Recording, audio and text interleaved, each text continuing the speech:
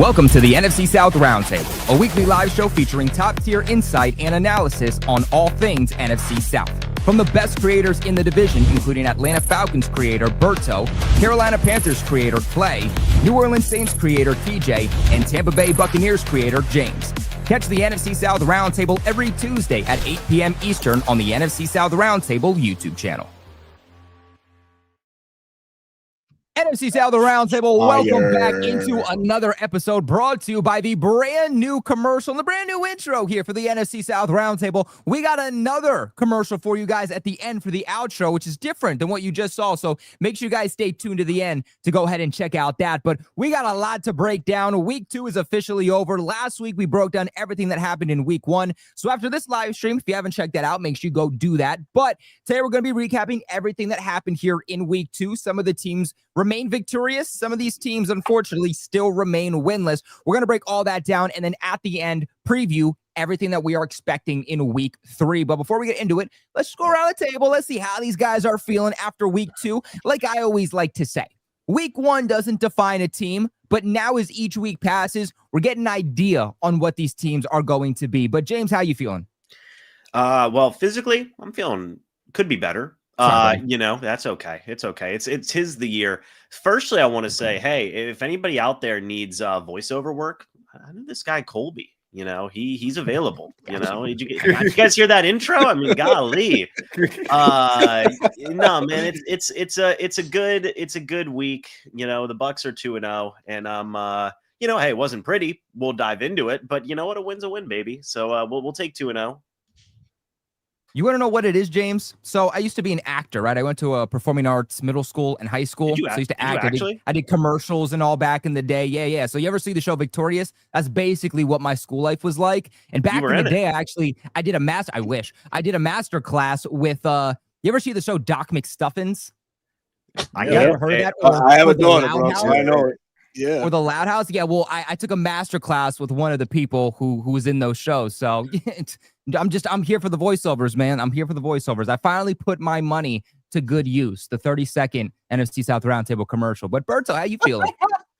Man, like James, man, I'm struggling over here too, man. It's it's the time of the year, man. Everybody gets sick, but we're gonna fight through that. And overall, like you mentioned, man, week 1 doesn't define, and week 2 you start getting a sense. And if week 2 is the Atlanta Falcons for the rest of the year, NFC South, watch out because we're coming, man. Yeah, Berto, you definitely are praying on that one, my guy. Definitely praying on that one. No, I'm praying for you too, buddy. I'm praying for you too. But Clay, how you feeling? It's a fact. I would say right now I don't feel hopeless, but I'll definitely say what I've been seeing on the field doesn't give me any confidence that this is going to get any better here in Charlotte, North Carolina.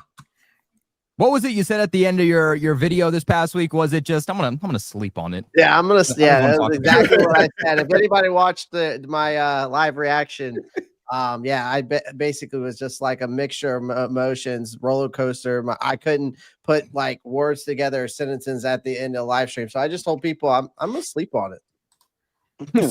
See you guys tomorrow. I'm not talking about this game today. Down bad, man. Trust me, we all been there. TJ, how you feeling? Man, I'm doing great, man. Just happy to be back here again.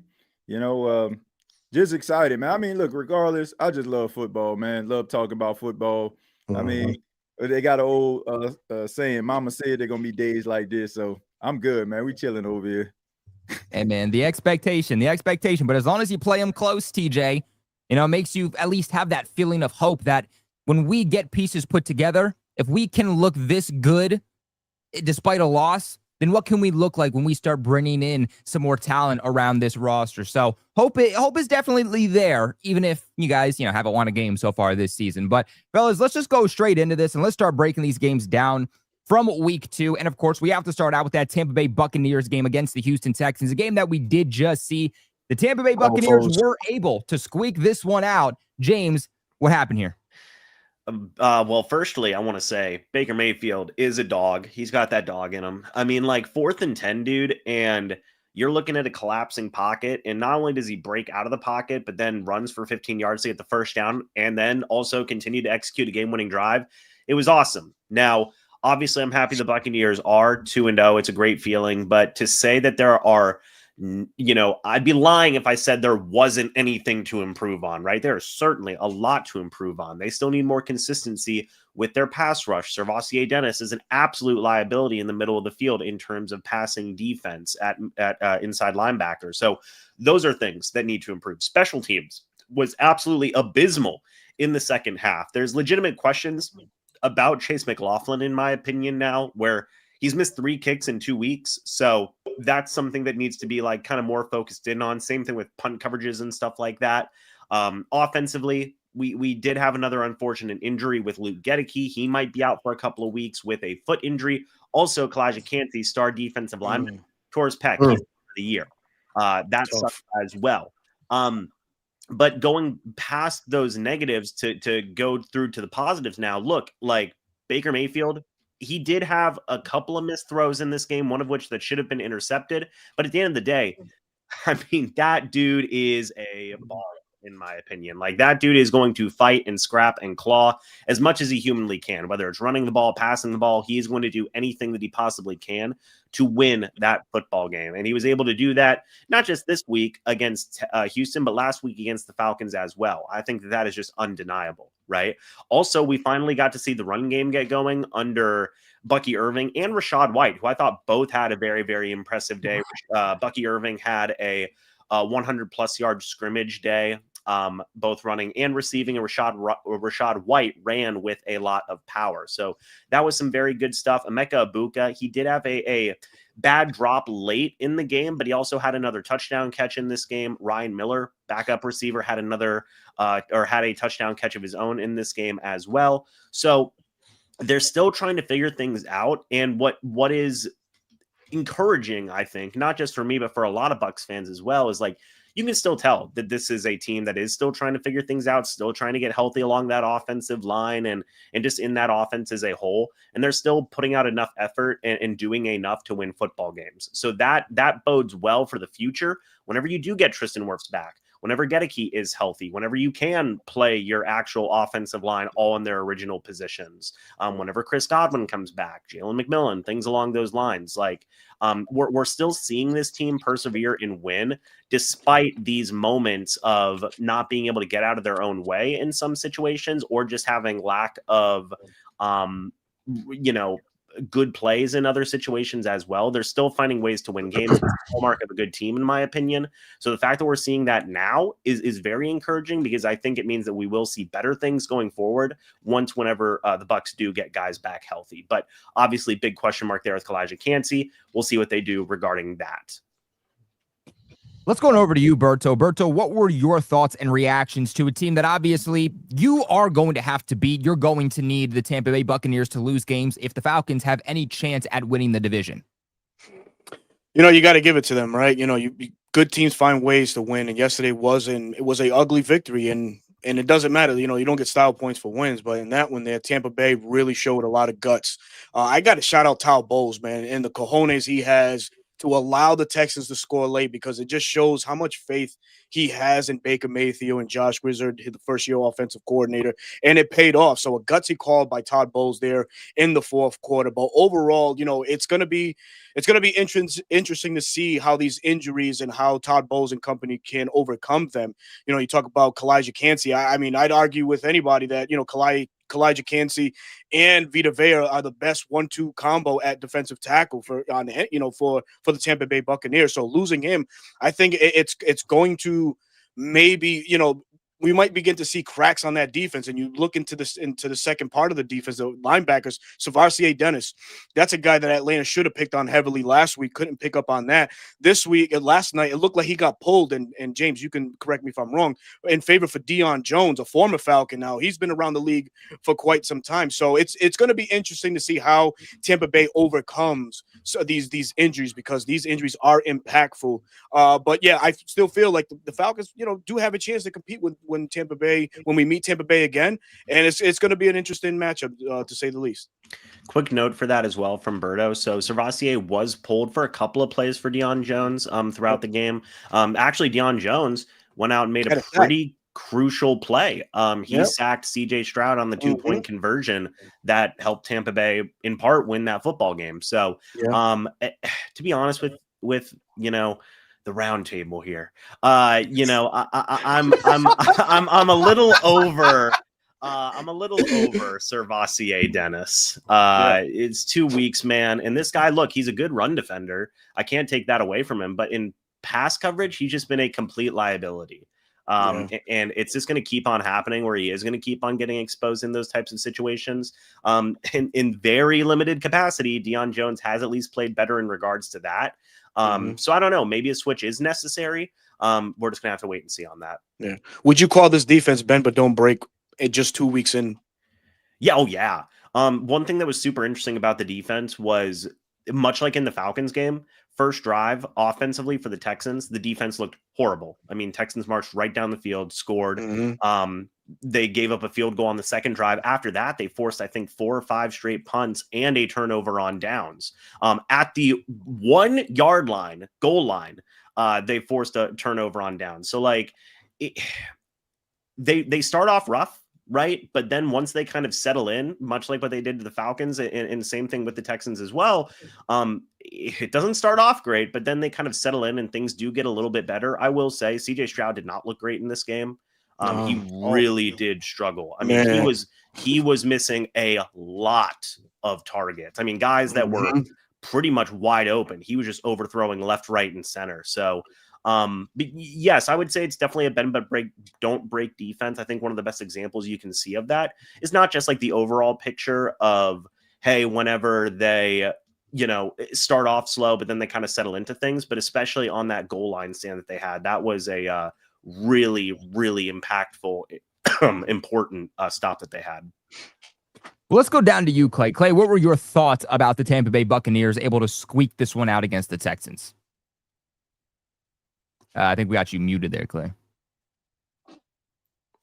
Yeah, I mean, Baker Mayfield, it came through in the clutch in this game. I'll be honest with you. That 11 play, I think it was an 80-yard drive that was capped off by Rachaad White's game-winning touchdown. That wasn't just impressive in my eyes. I thought it was just so necessary, because without Mayfield's 4th and 10 scramble for 15 yards on that final drive, I think the Bucs lose that game. Offensively, Mayfield just looks steady as he always does. I mean, he was looking at his stats here, 25 of 38 for 215 yards, 2 touchdowns, no interceptions. He's making clean plays. I mean, Emeka Egbuka continues to just look like that guy, catching his 3rd touchdown in just 2 games. And he's already tied for the league. Bucky Irvin also had a breakout performance with over 121 total scrimmage yards, proving more than he's a one-dimensional threat. But let's not overlook White either. I mean, based off his stats, averaging 6.5 yards per carry, finished the night with some decisive score. The ground game is finally looking like a weapon in there in Tampa Bay, which is taking a lot of pressure off of Baker Mayfield. And I think that's when you see Baker Mayfield at his best.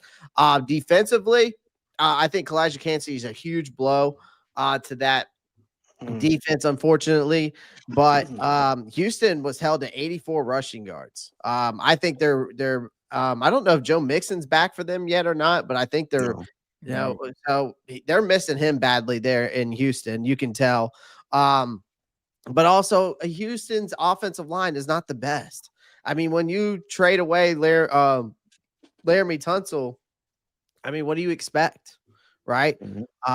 So, and you let him walk. So, yeah, I mean, and they only converted on 3rd downs, according to this, 2 of 9 on 3rd downs, and scored once in 4 red zone trips. I mean, your pass rush was doing what it needed to do, James, and had multiple tackles for loss, kept CJ Stroud from ever taking control of the game. And Tampa Bay dictated the tempo, and the Texans just struggled. So, I mean, kudos to the Bucs in this game.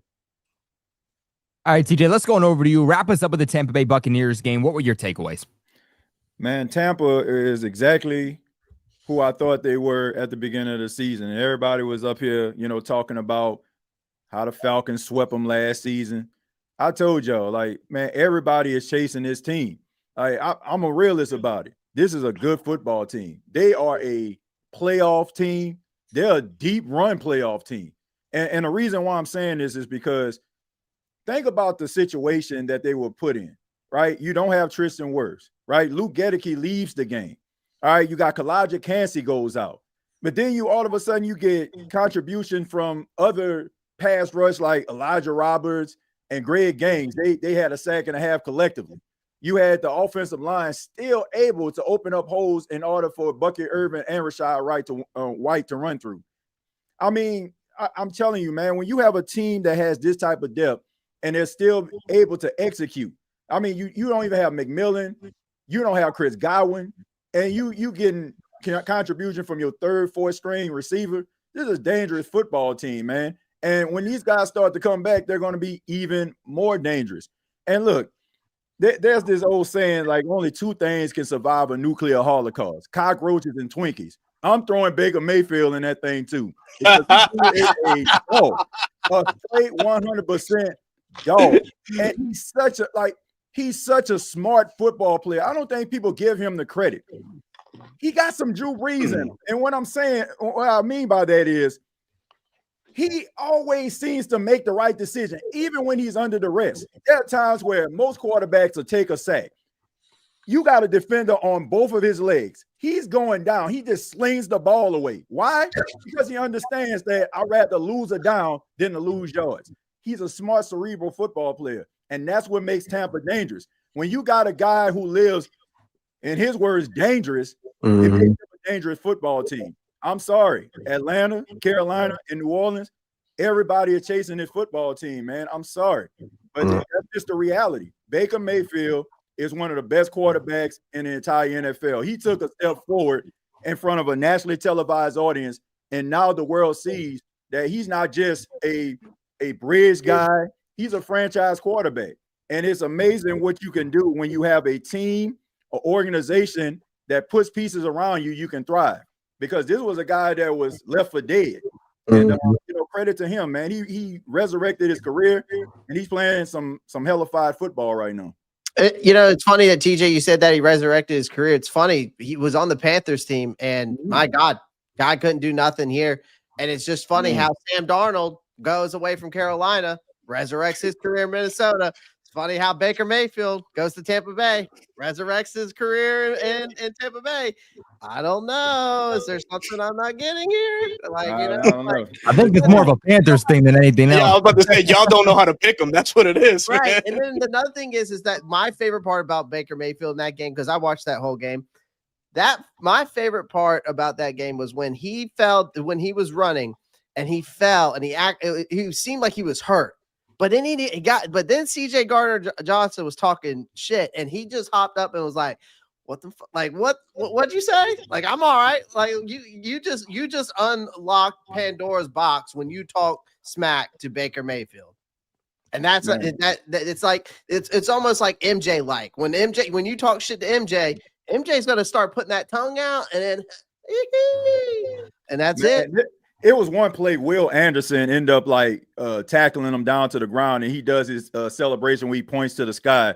And Baker looked at him like, "Hey man, I got the first down." So it's man. Look, I know people in the chat talk about, man, TJ, you glazing them. Look, man, I respect good football play. Right. Like y'all can sit up here and act delusional because I'm not talking about your team, but I respect good football play. I respect hard-nosed football players, man. How can you not respect that? Like, seriously.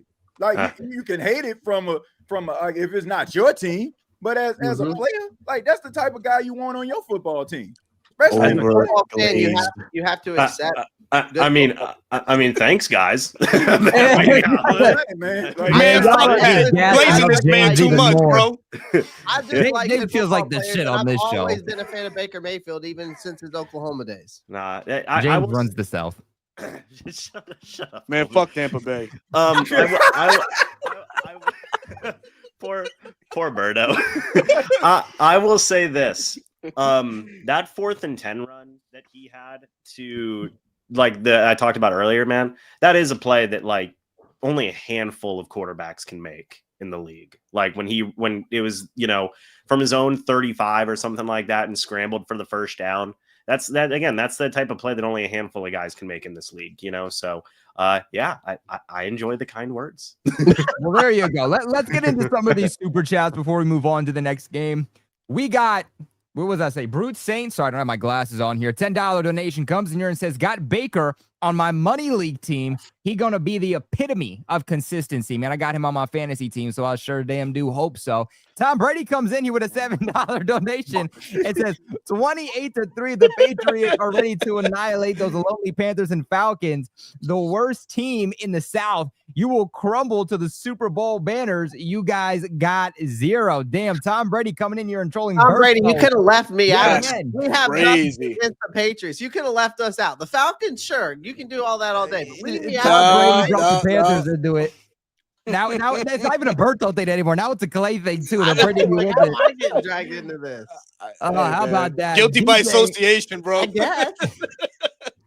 Oh, I love how they didn't talk about anybody else though in the South. It was just you guys. That's all that mattered. Play the whole South, but it's just you guys. But DJ Gaming coming in here with a $5 donation says, when somebody says they just love football, they know the season is over. Oh, Keep hating on the Falcons. #1 defense incoming. Man, shout out to everybody for the kind donations. It really goes to support the channel. But before we get into the next game, also, I want to give a big shout out to the sponsor of the video over at Sleeper. Use the promo code RTS and you'll get up to $100 match on your first deposit. Terms and conditions do apply. See Sleeper's terms of use for details. Currently operational in over 25 states. Check out Sleeper today. Now, we got a big in-division game for week 3 that we will talk about later in today's live stream. We got the Falcons, we got the Panthers, and I want to put together a quick parlay brought to you by Berto and brought to you by Clay. Berto, let's start off with you. What line do you like here? Do you like Bijan Robinson, anytime touchdown, Michael Penix over under 16.5 passing yards?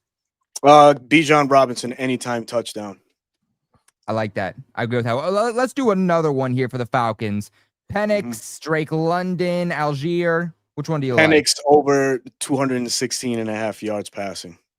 I like that. I feel like that's an easy one. Clay, let's go over to you. Which do you like here? I know the Panthers haven't been exactly great, but what lines do you like here for them? You got Bryce Young fumble or interception. Just go ahead and get that. Sheesh. Unfortunately, we do not, but we have Xavier Legette over under 30.5 receiving yards. You want to go under?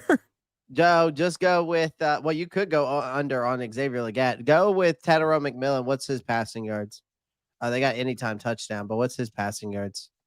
I'd say Ted's going to get his. I got receiving yards here. 65.5. Oh, yeah. I would go over on that. Go over on that. All right. Well, that's going to be our little quick parlay here for the Panthers and the Falcons upcoming week 3 game. Make sure you guys go ahead and download Sleeper and play with us. We'll kind of look back on this parlay next week to see how we did. But fellas, let's get back to these games. Let's continue these things on. We got a lot more to get into. And Berto, we're going to kick this one off to you guys because the Atlanta Falcons were able to defeat the Minnesota Vikings. The Vikings, who certainly so far through 2 weeks haven't looked like the last year Falcons, are putting things together. JJ McCarthy ultimately does get injured. How are you guys able to come away with a confident win nonetheless? It was a confident win. Yes, indeed. Sunday Night Football, bright lights, but it was a kicker affair. Parker Romo coming in, scoring 5 field goals for the Falcons, but that's not the topic of or the moral of it all. It's the Falcons flipping defense who came to play.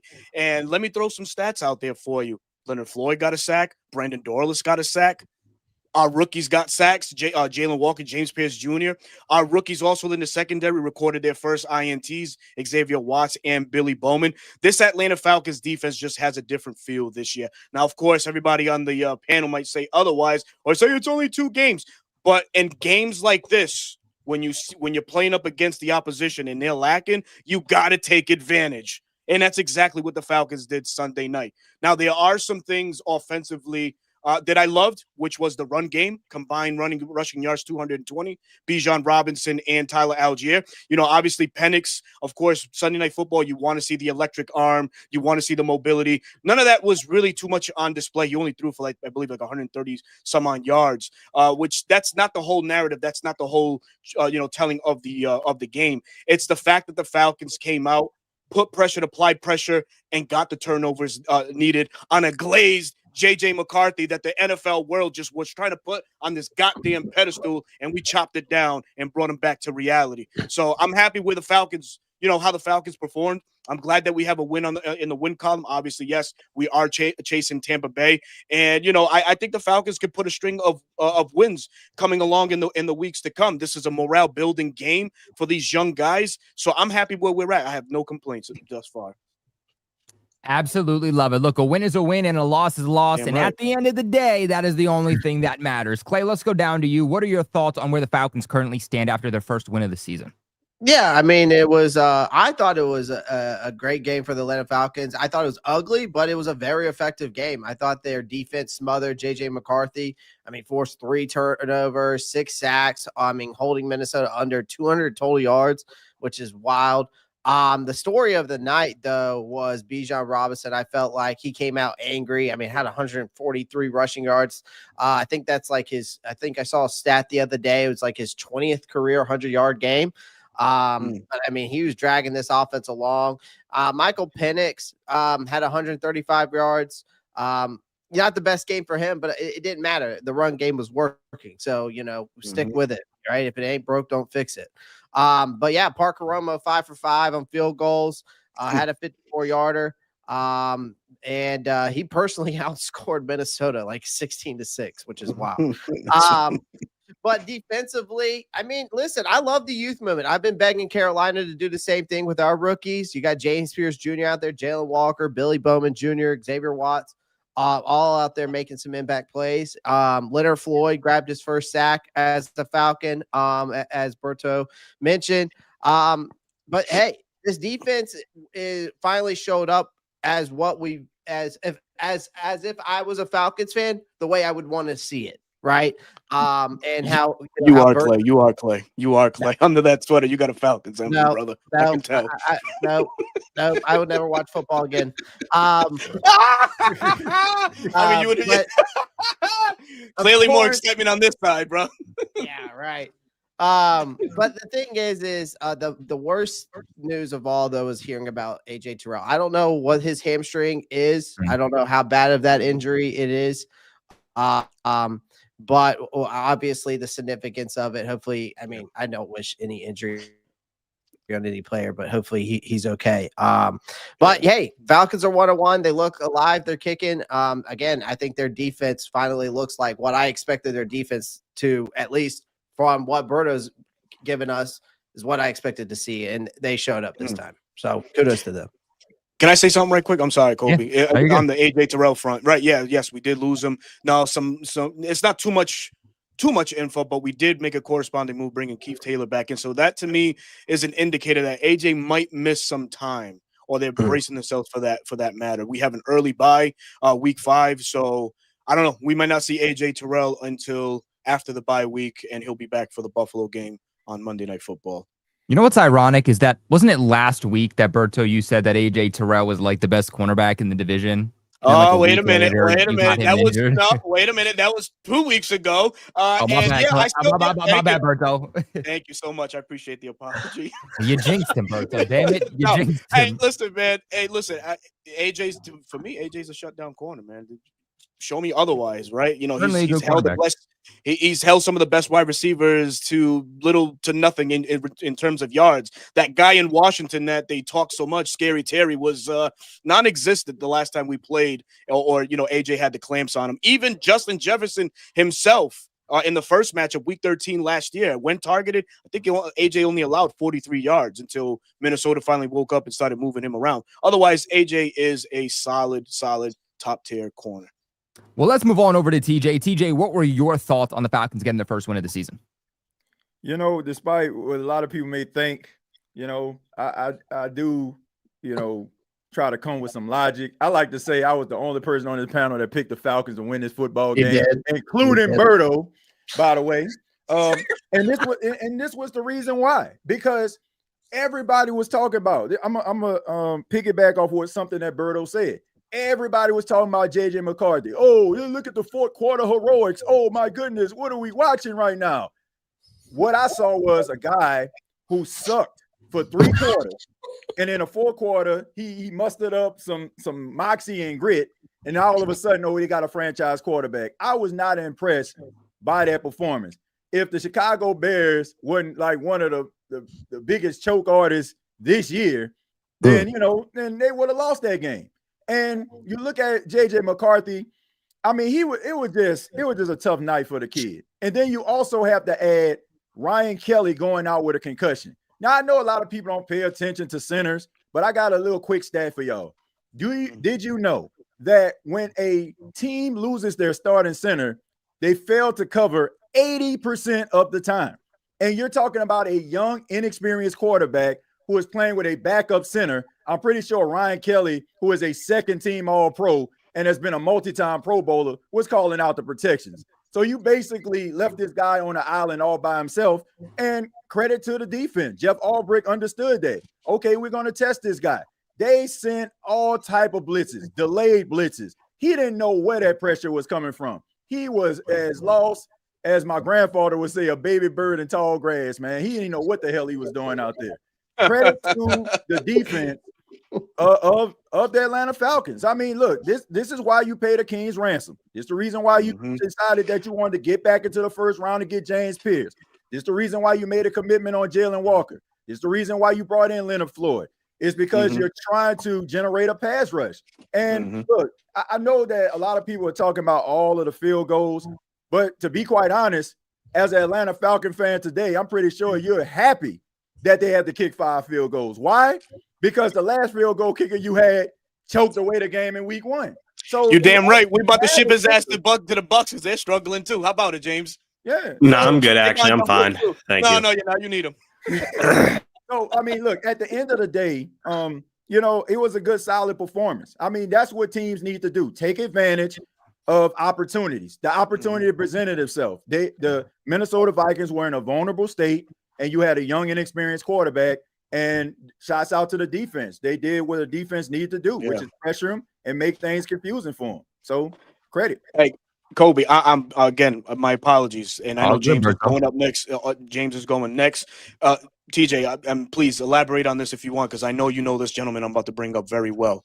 In a game like that, in a performance like that, even my own Falcon fans have to humble themselves sometimes and give credit where credit is due, right? Terry Fontenot, when he came to Atlanta, had to make a lot of hasteful decisions, a lot of decisions that no other GMs in the league would maybe make. That's shipping out a soon-to-be Hall of Fame quarterback in Matt Ryan, Julio Jones. They speak for themselves. But the job that Terry has been able to do the last 2 years on this Falcons roster and acquire the talent that they have, it was on full display on Sunday night. Now, the narrative would have been different, and I guarantee you 100% of the blame would have went on Terry if the Falcons would have lost on Sunday night, saying, oh, he gave up too much to go and get a James Pierce Jr., who, by the way, got a sack. Oh, he shouldn't have taken Jalen Walker. He should have went offensive line. Oh, but Jalen Walker got a sack. Oh, you guys traded to get Roro in the second round last year, but he got a sack. Brandon Dawes drafted in the 4th round, got a sack. So I think it's you got to give credit where credit is due, and Terry Fontenot is proving to be that style of GM for the Atlanta Falcons, a go-getter, because even for all of the talk that Howie Roseman gets as a Philadelphia Eagles GM, he has certainly a whole hell of a lot more misses than Terry Fontenot does in his short GM career. That's all I wanted to say. But thank you. And I also want to say this though, and I'll just move on from here. 1 to 5 in the red zone is not good, man. Like seriously.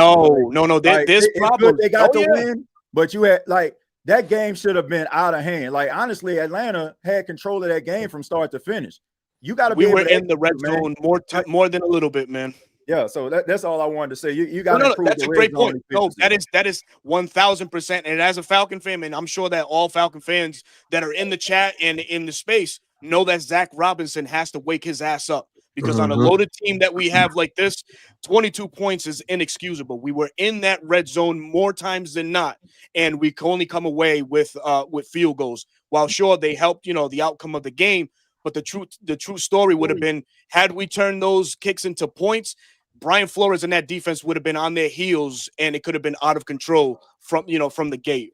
But I digress on that, man.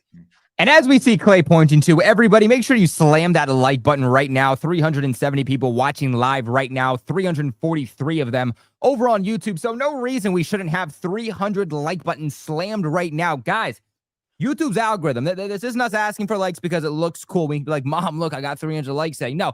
The YouTube algorithm literally states itself that they will push out videos, they will push out channels that get interaction the most. So please, if you guys are loving what you're seeing, you want to support us in a completely free way, it takes less than a second, please slam that thumbs up button. It really goes a long way to supporting us. But James, go ahead and wrap us up with this Falcons game. What were your takeaways?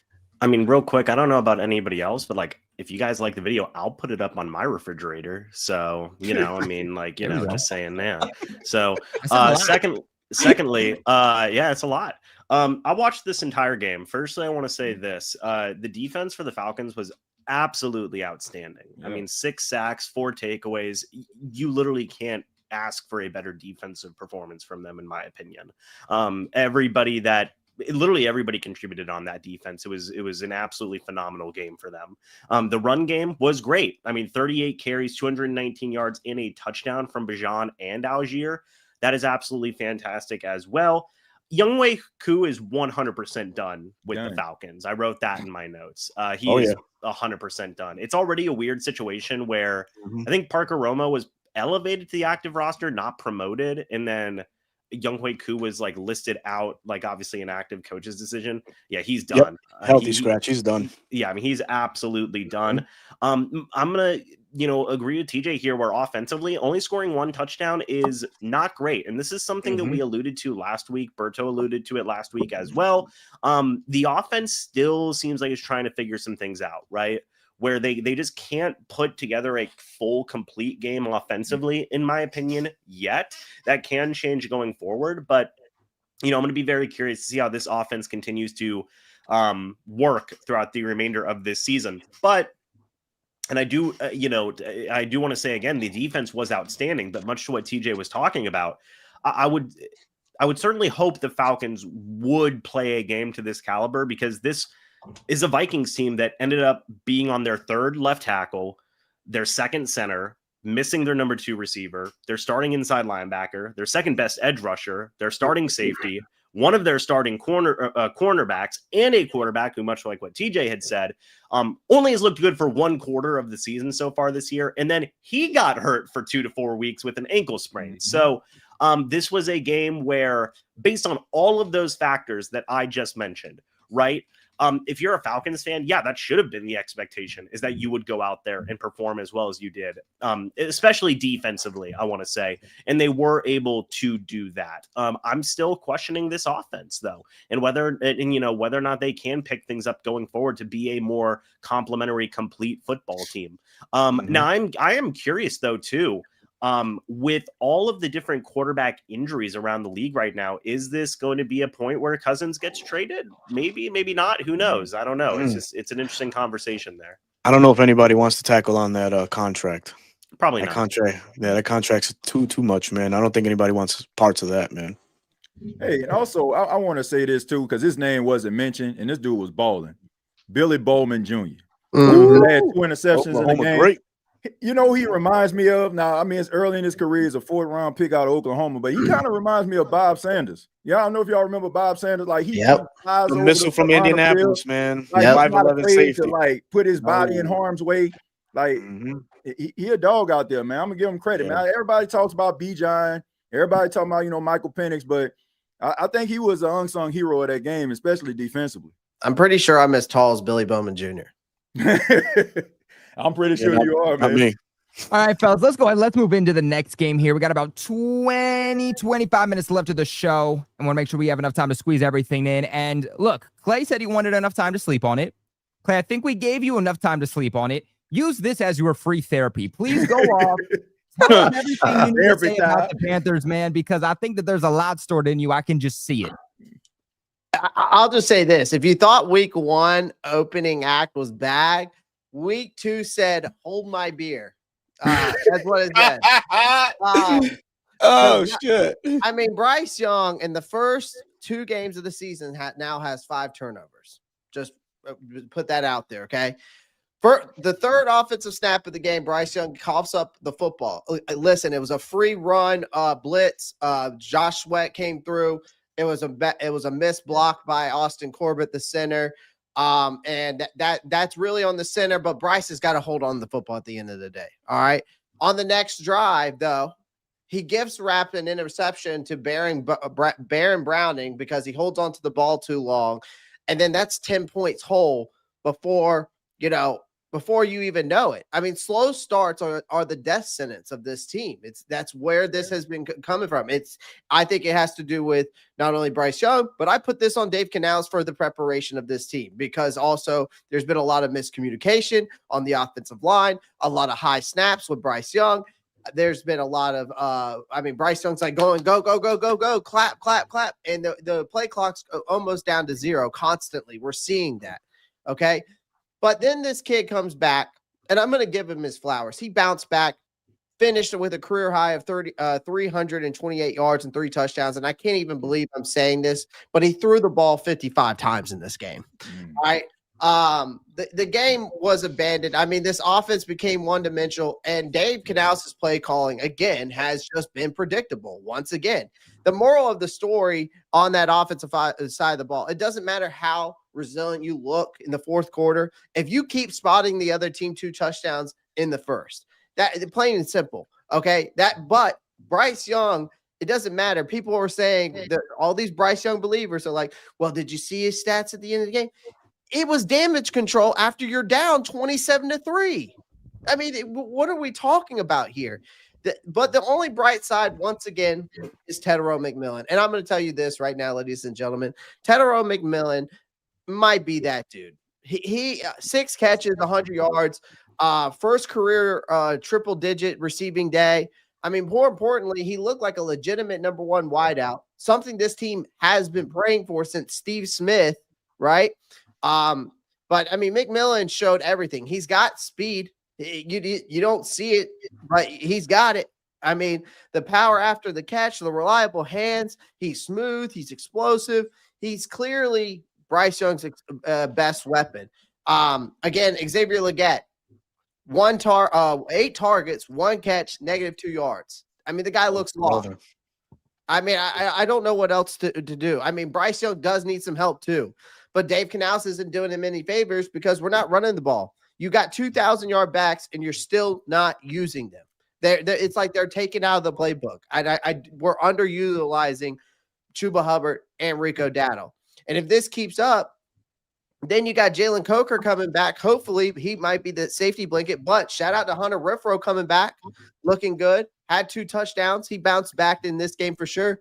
But then again, it does not matter. Right, because now you're getting ready for Atlanta. You just lost your center in Austin Corbett, who I didn't think needed to be starting anyways. I think Cade Mays, because we saw last year when Cade Mays stepped in, he was the better, and Bryce Young played better under him. Robert Hunt now is out. Also, who has been the anchor of this offensive line, in my opinion, between him and Damian Lewis. But I'll say this, the defense, I was actually happy with this defense. I think this defense actually showed some life.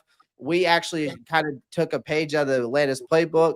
They put the youth movement out there. Princely Amamiel finally gave the Panthers their first sack of the season. So, not all, again, at the end of the day, man, it's like I said at the beginning of the show, it's not hopeless, but it sure as hell isn't going to be good enough. And unless Dave Canales and Bryce Young figure out how to start fast and stop shooting themselves in the foot every Sunday, again, it's just going to feel like deja vu all over again. Well, Clay, let's go on over to your therapist. All right, let's go talk to TJ. TJ, what are your thoughts, and can you give any positivity to Clay? Let me get a pillow real quick, TJ. Well, look. When I think about the Carolina Panthers, man, I just think of an absolute dumpster fire right now. Like, you look around this team, and although they're limited, they should be a lot better than what they actually are, man. That's one of the reasons I picked them to win this game. Like, and honestly, like towards the end, it showed you that they have the capabilities of getting the ball down the field, getting the ball into the end zone. I agree. Hunter Renfrow did a really good job. Tetairoa McMillan, every time I see him play, he just reminds me of Michael Thomas. I mean, the guy just basically catches everything that comes in his direction. And I think that he is a really good receiver for Bryce Young. The fact of the matter is Bryce Young just tries to do way, too much, man. And the ball security, my goodness, has been awful. Like, I just don't get it, man. It's a confidence thing. It's the fact that he's trying to be Superman in some situations. It's just, man, and you combine Dave Canales. I'm going to continue to say this. This is a bad marriage, man. I don't know if the owner is too involved. He wants to see like certain things, and maybe they're trying to oblige him. But this is a disaster, man. And, you know, as a Carolina Panthers fan, man, you know your team is limited. But at the same time, you don't want to keep on going through the same old song and dance. And look, I don't believe what we're seeing from Bryce Young is an indicator of who he really is. Like, I just don't. I believe that this organization is bringing out the worst in this kid, man. And I feel that as the seasons go by, you start having these thoughts in your head like, can we win a game? Can we finish? Can we start fast? And if you keep on doing the same thing, guys are going to check out. Guys are going to check out, man. And they have too much talent on this football team for them not to be able to execute until late in the fourth quarter when the defense is about as soft as a baby's ass. Like, we got, man, like it's frustrating. And I can understand where Carolina Panthers fans are coming from, but this marriage needs to end. Dave Canales, the more I look at him, the more I just feel like he's just a lifetime coordinator on offense, because he doesn't look like he's a leader of men. Like, you have Xavier Legette in the game. You keep on trying to make things happen with him. Like, man, you got to hold guys accountable. Like, that's what's going on in Miami. That's what's going on in Carolina. You cannot allow these guys to keep making mistakes and putting them out there just because they got a high draft tag on them or they making an X amount of money. Do what is necessary for the team and go out there, hold this team accountable. You dropping passes, you making mistakes, bench them. Because at the end of the day, everybody is going to be looking at Dave Canales.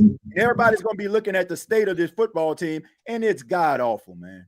Man. I've been saying the same thing on my show, TJ, and it's that Dave Canales is soft as baby shit, and he holds none of these guys accountable. And another thing is too, though, at the end of the day, too, Bryce Young's got to take care of the football. I mean, it's plain and simple in that matter. But another thing is it's just like at the end of that game, guys. It's like it's 4th and 5. They're running a prevent defense. Just dink and dunk. That's it, man. You have plenty of time to get down the field. Give what the defense is giving you. You don't have to be a hero. Are you sold on Bryce Young being the franchise quarterback after 3 years? You want to see growth, and it's like he hasn't shown any growth. And like to TJ's point, that marriage seems to be more of a divorce in the making than anything. I mean, could you guys bench? To your question, Roto, I wouldn't bench him. Benching him isn't going to do you any favors, because you're going to throw Andy Dalton out there, and is it going to be any different? Definitely not, because but we saw Bryce play a whole lot better after he came back from the bench. Right. That's what a lot of the Panthers say. You can't keep benching him and then putting him back out on the field. You're coddling him at that point. And so you are definitely, So you can't do that. You're better off just continue with what you got, because I honestly think Bryce, we have a better chance of winning games with Bryce than I do with Andy Dalton. People keep saying Hendon Hooker. I mean, I watched Hendon Hooker in Detroit. I mean, no offense, but I mean, I don't think it's going to be any better there either. But again, at the end of the day, your head coach has got to start holding dudes accountable. And I said the same thing. It's like Miami in Carolina. It's just without the sunshine and palm trees. Yeah, my thing is too. Sorry. No, you're good, Berto. Let's go on up to James real quick, and let's let James break down his thoughts on this Panthers game. So they were looking really bad till the end of the third quarter, in my opinion, and then Bryce Young decided to play football for the final 20 minutes of the game. Look, you can't spot a team 10 points off of turnovers at the start of the game and expect to win. That's just tough. Now, I agree with Clay. Ted McMillan is him. I mean, I just see so much of Mike Evans whenever I see Ted McMillan. He is a great receiver. I think that the defense was more good than bad in this game. They certainly had their good moments.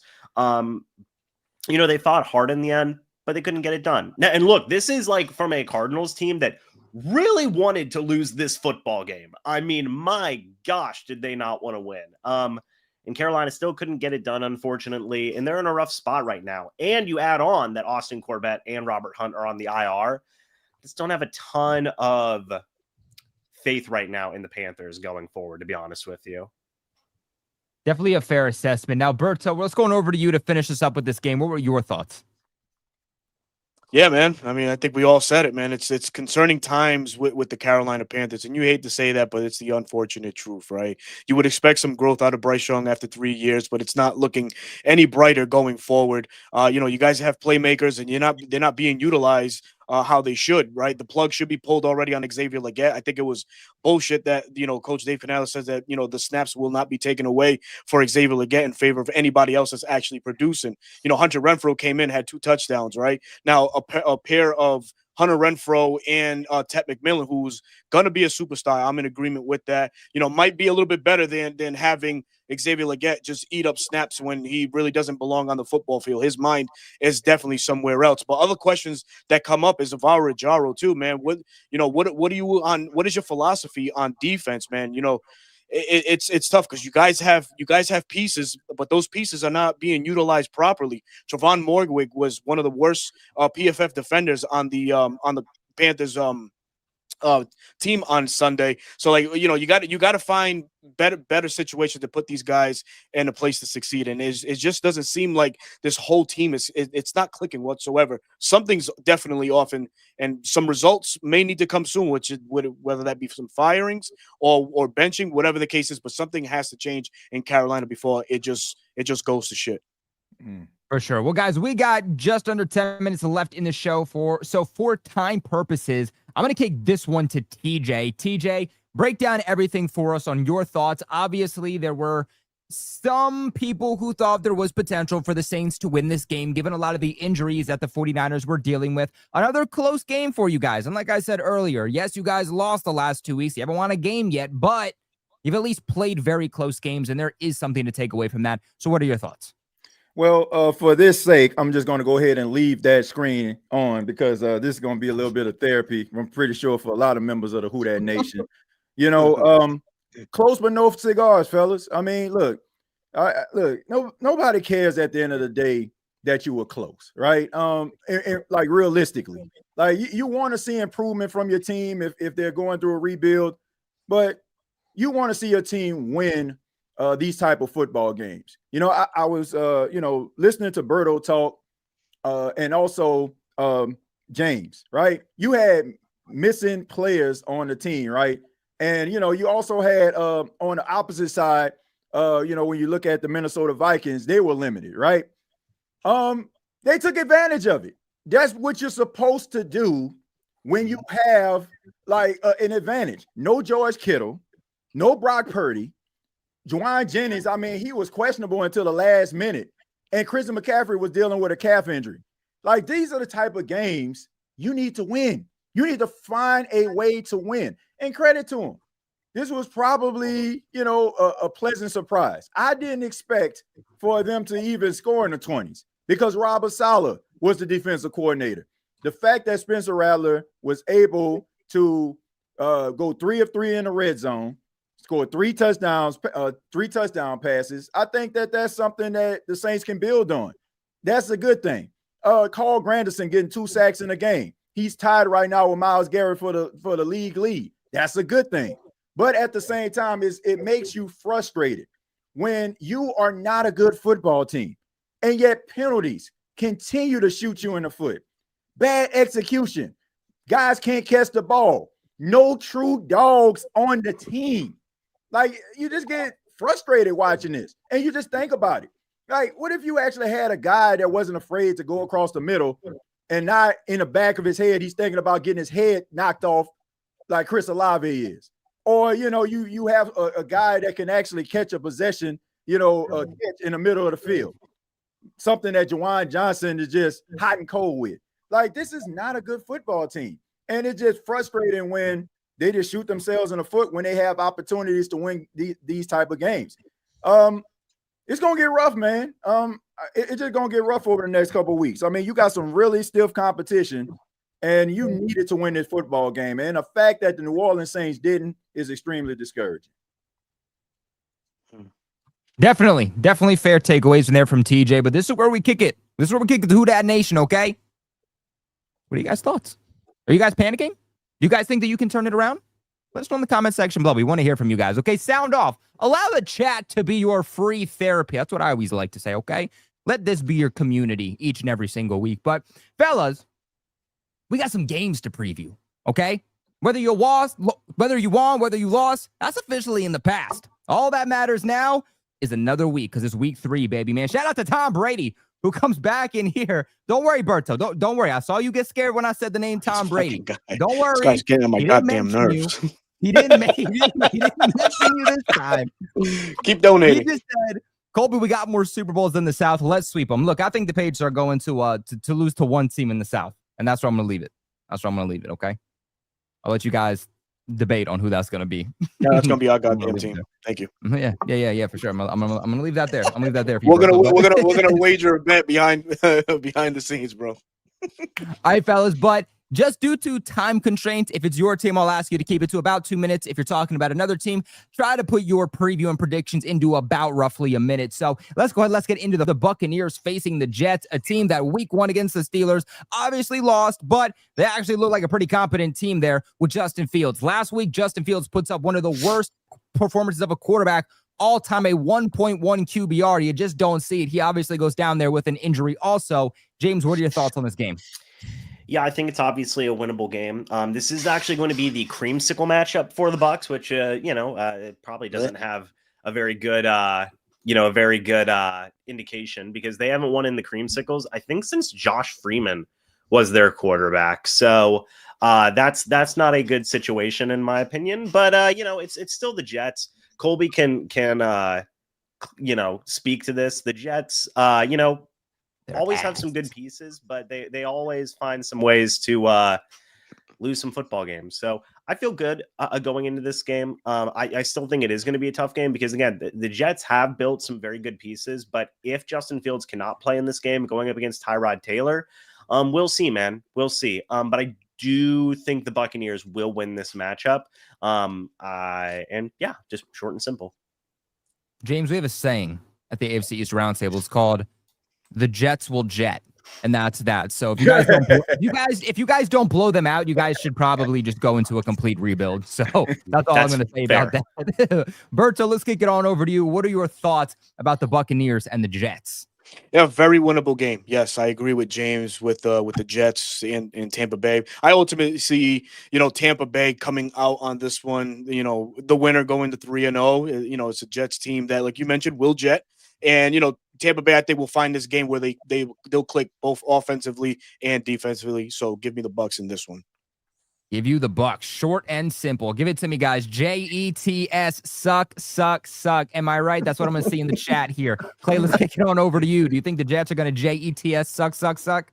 Yeah, I think so. I think Tampa Bay, all they got to do is let their playmakers shine, let Mecca Buka, Mike Evans, and that backfield duo of White and Irving, let those guys get the touches and let them do the work. And then on the defensive side, I think that defense, it just continues to dominate the line, control the gaps. You contain Justin Field.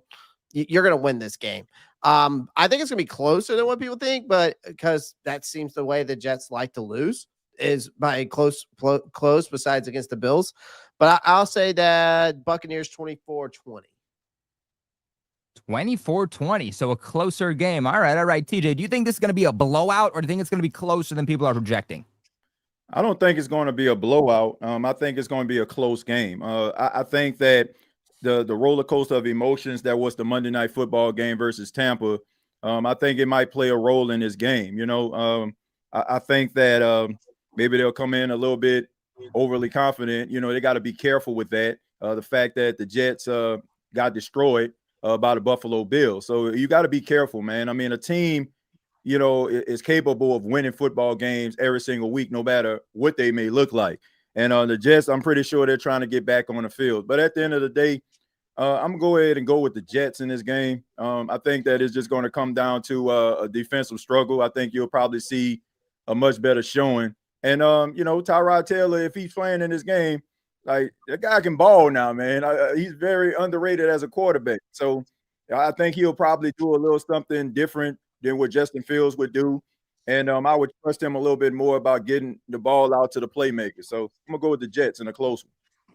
Well, let us know your guys' thoughts about this game in the comment section below. Before we get on to the Atlanta Falcons real quick, I want to let you guys know about the other sponsor here over at the NFC South Roundtable, and that is Roto Wire. Right now, link in the bio. You guys can get an exclusive offer of 15% off when you use the code RTS. For all of you guys who are drafting your fantasy leagues, there is only one way to make sure that you dominate and one way to make sure that you come out as the #1 team when it's all said and done, and that is with Roto Wire. Roto Wire is a plugin for any fantasy source that you are using, whether it is Sleeper, ESPN, the NFL Fantasy app, no matter what it is, RotoWire can be a plugin, and it is going to walk you through step by step to make sure you draft a perfect team. One of my favorite things is that you build your own draft plan. You'll tell players that you would ideally like to go get, players you definitely want to stay away from, and you can factor in what matters most to you when you're drafting. Does the consistency of a player matter most to you? I'm sure we can all argue that that's probably the most important thing. So I'm going to leave that at number there.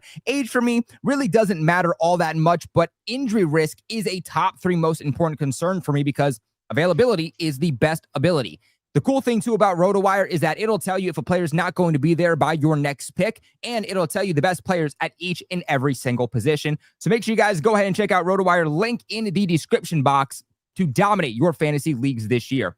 But fellas, let's go ahead and let's wrap up the rest of these games, and let's go on to the big in-division game of the week. We talked about it earlier when we built our parlay over on Sleeper, and now is the time to break it down. Berto, let's start here with you. What are you projecting to happen in this game? I am projecting to have a sound and dominating win by our Atlanta Falcons. So look, let's face it, we're going up against a Carolina Panthers team that's just undoing itself right before our very eyes. It's a team that's struggling to find identity both offensively and defensively. And the Falcons seem to be hitting their stride now. Yes, it's just week 2, but if this defense, it predicates itself on getting after it, well, goddamn it, they're going to get after it on Sunday against a Panthers team that have lost 2 of their top linemen. And just overall, I just feel like this is going to be one of those games where Atlanta's going to come out and just show the NFC South and the rest of the division and the rest of the conference that we should be a team to be reckoned with as well. So give me Atlanta 30-17. Ooh. 30-17, a confident win. Clay, what do you think? Is this possibly a chance that the Panthers can come and win a game? I mean, all these individual rival games are always close for the most part. I mean, I think the thing is that Carolina just cannot come out and start off slow. That's the biggest thing. The past 2 weeks is just come out and start off slow. What we're seeing in the first half, or what we're seeing in the second half, we need to see that in the first half and the second half, right? But I just think that right now where Carolina is that what they need, they just need to figure out how to survive at this point, because you're going to have to stop Bijan Robinson. What has Carolina been known for in their defense is not having a great run defense. Ejiro Evero is going to have to throw some hope that these linebackers and DBs can tackle. And we have to be more decisive in the tackle. We've had a lot of missed tackles in this game. You're going to have to put pressure on Michael Penix. That's going to be the biggest thing, is get him out of his comfort zone, right? Of course, then it's going to come down to this offensive line.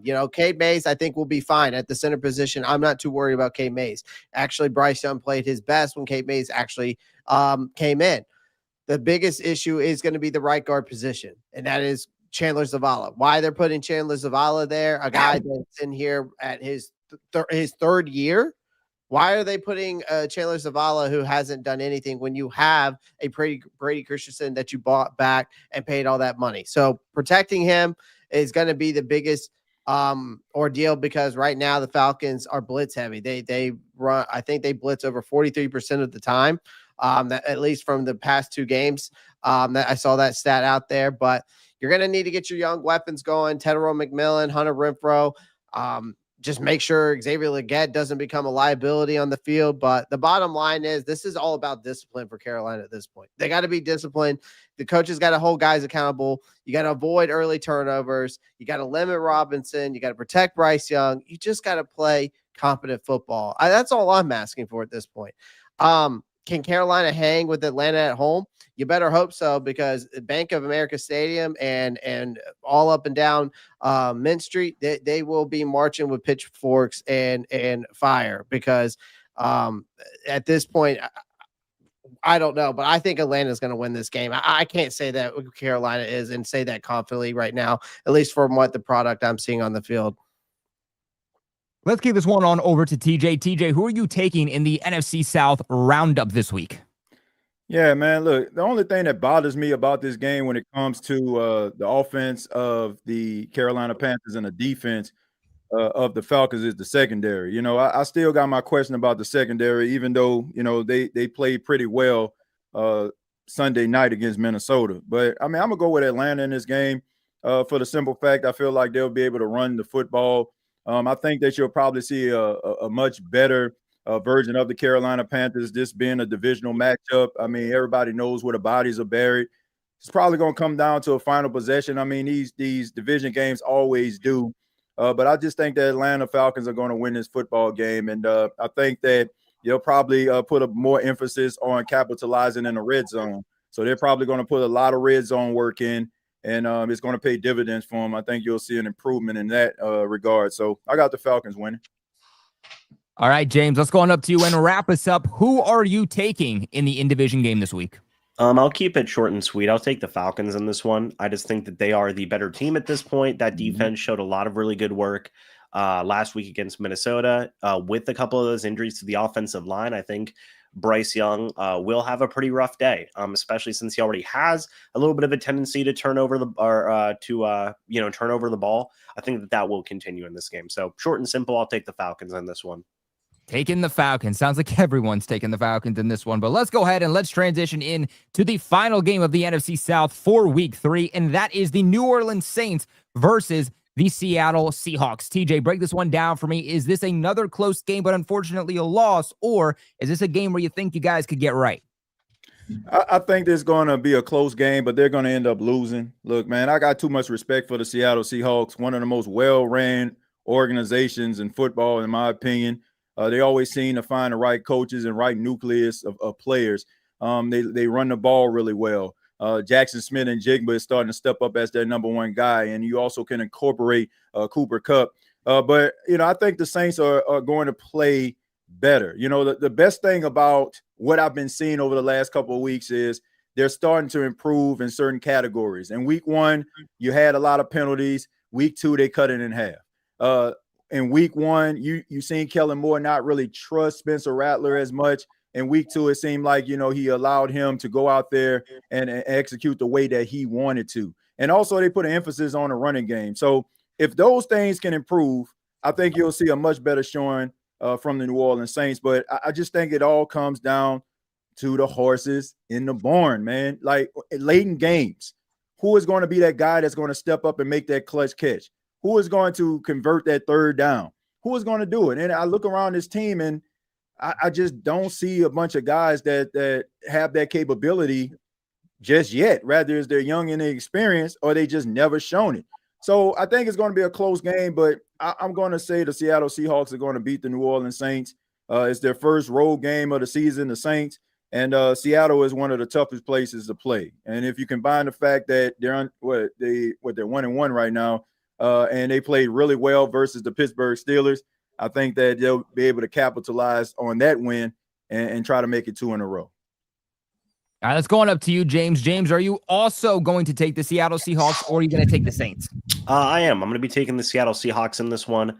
I think that this is just a better team. In Seattle, they just have more pieces like what TJ was talking about. And ultimately, I do just think Seattle will win this game. And I agree, TJ. I think it will be a close football game, but the Saints haven't proven necessarily they can win close football games yet. They've shown a lot of fight, more fight than I thought they were going to have, but I do have Seattle in this one. All right, James is also taking Seattle. Berta, are you going to make this 3 of 3, or are you taking the upset? So I'll make it short and sweet, right? We talked about defense, and one thing that we do know, when Sam Darnold faces pressure, he rattles, right? New Orleans have something to cling on to. We had 3 sacks last week, so they do have some contributors on that defense. Not necessarily a dog to TJ's point, but I'm going with the upset on this one. I'm taking New Orleans on the road in a hostile environment and coming away with the win, 24-21 over Seattle. Wow, Berto taking the upset. He's taking the Saints. How about that, Clay? Are you going to make this one an even divide? Are you also going to take the upset, or are you going to make this 3 of 4 for the Seattle Seahawks and leave Berto all by himself? No, I'm taking the upset. Actually, I'm calling the upset as well. I think the reason why I say that is the same thing. I was going to say the same thing. Berto took the words right out of my mouth because I know Sam Darnold very well. You get pressure on him, he folds up like a cheap tent. It's simple as that. But another thing I'm going to say, and I don't know if TJ alluded to this, but I felt like Spencer Rattler didn't look lost this past week. Like, he was making decisive throws. He threw the ball down the field. He made that defense work. He had 3 touchdown passes, right? And including that 18-yard strike to Jawan Johnson was super nice. But he shows he has the potential. I think Alvin Kamara remains the reliable offensive engine on this team. I mean, he's averaging 4.7 yards per carry. And I like the defense that I've seen from the Saints getting pressure.